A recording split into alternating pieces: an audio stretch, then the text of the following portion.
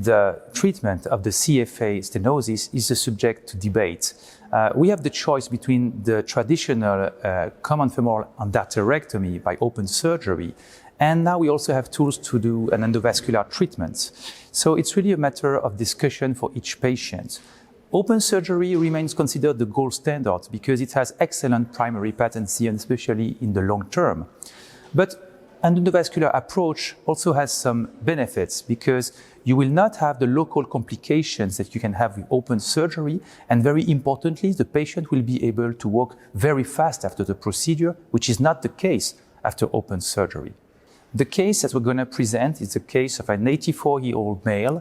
He has no major comorbidity actually. He lives at home. He has no dementia. He has no major medical issues. And he has this lesion that is very tight stenosis and very calcified lesion of the distal common femoral artery just above the common femoral artery bifurcation. This patient first had a duplex scan examination of the vascular bed.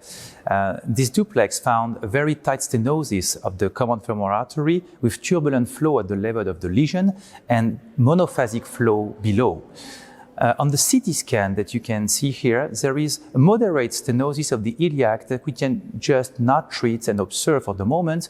And you see that there is then a major lesion of the common femoral artery, very calcified, very tight, with a good runoff after that. In this patient, I will choose an endovascular approach because I really think that for an 84-year-old patient, he will then be able to walk very fast after the procedure. He will not need a long rehabilitation, and he will not have the local complications of open surgery. In this case, the lesion is at the level of the distal common femoral artery. It spared the bifurcation of the common femoral artery. It does not involve the SFA or the PFA. So we can really try to do here a simple treatment with a device that is simple to use.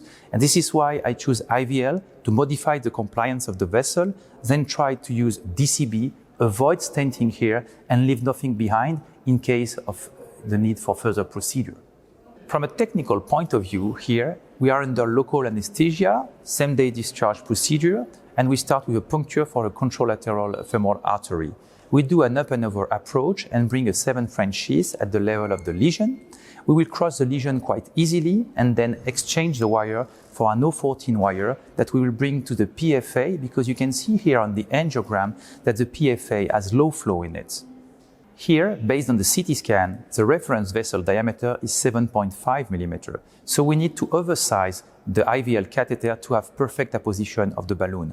We will use here an 8 millimeter balloon that we bring for the contralateral side so that the device is oversized and the sonic waves really penetrate and break the calcium inside the plaque.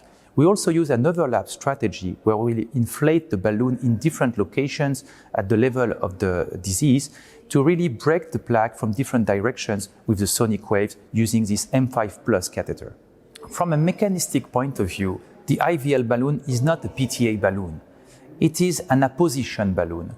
It's a way to transmit the energy from the lithotripsy emitters to the vessel wall to then bring the sonic wave there and break the calcium.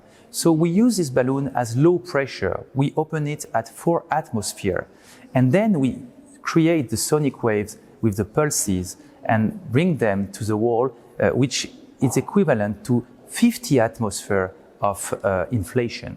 This is also why I'm not afraid to inflate this balloon sometimes in the profunda, because with this 4 atmosphere pressure, I will not damage this artery. It's really low pressure. I'm not afraid of that. Following the preparation, you can see that the result is really excellent in the 2 incidents of angio we show here. Interior, oblique view.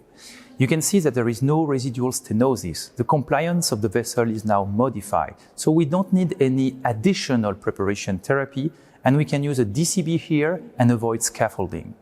The patient left the hospital the same day of the procedure. He was walking by himself. He had distal pulse at the moment he left hospital. I saw him back at my clinic at 1 and 6 months after the procedure, and he was doing perfectly fine. No more vascular symptom, and duplex examination showing no recurrent stenosis here and triphasic flow at the level of the lesion and below. As a conclusion, I would say that the intravascular lithotripsy is a new tool to prepare the common femoral artery. The common femoral artery, as we said in the introduction, is considered a surgical domain by many surgeons, but in fact now we have tools to perform an adequate endovascular therapy here. So now I think that we should discuss more the endovascular treatment as an alternative to open surgery in these patients.